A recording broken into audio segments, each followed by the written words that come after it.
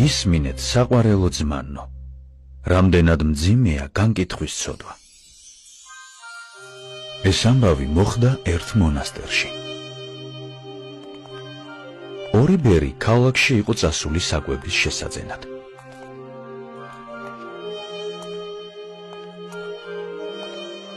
მათ შემთხვევით შენიშნეს ერთი ძმა თავიანთი მონასტრიდან, რომელიც ერთ-ერთი სახლიდან გამოვიდა.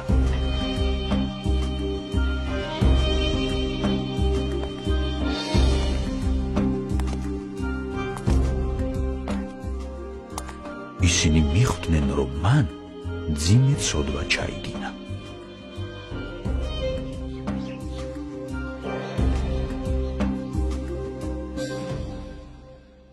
მონასტერში დაბრუნებისას ძმებმა გადაწყვიტეს, რომ წინამძღვრისთვის არაფერი დაემალათ.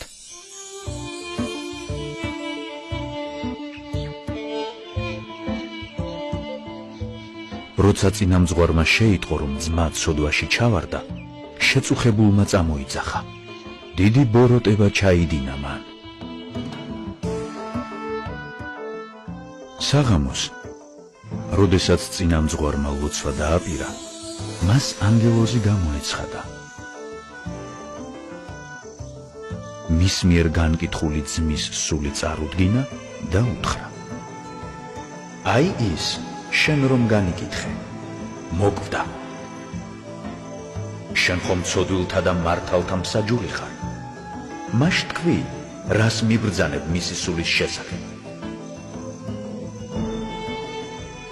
სად მიბრძანებ მისი სულის განწესებას? სასუფეველში თუ ჯოჯოხეთში? ბერი მიხვდა, რომ ძმის განკითხვით უმძიმეს ცოდვაში ჩავარდა.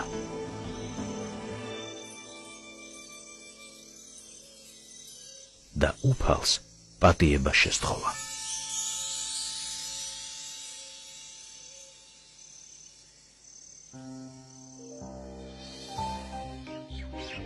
განვლო დღეებმა.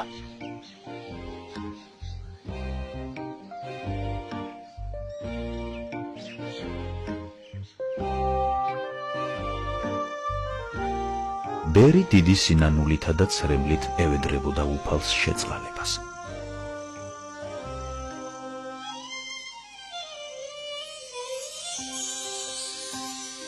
ღმერთმა კვლავ მოუვლინა თავისი ანგელოზი, რომელმაც აუწყა: აი, გაჩვენა შენ ღმერთმა სიმძიმე განკითხვის ცოდვისა. ახლა შეგიწყალა, მაგრამ ნუ ღარ განიკითხა.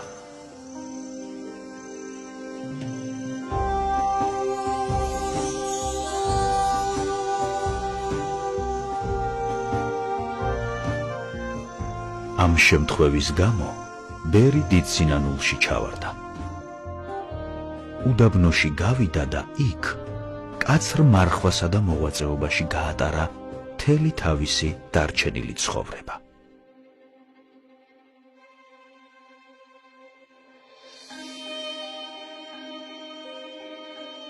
პავლე მოციქული ბრძანებს: შენ ვინ ხარ, რომ განსჯის სხვის მონას? დგას თუ ეცემა, ეს მისი ბატონის საქმეა. ჭეშმარიტად ძმანო, მხოლოდ უფალი ჩვენი იესო ქრისტე ხედავს ჩვენს გულებს და მხოლოდ ის არის ჩვენი ერთადერთი მსაჯული.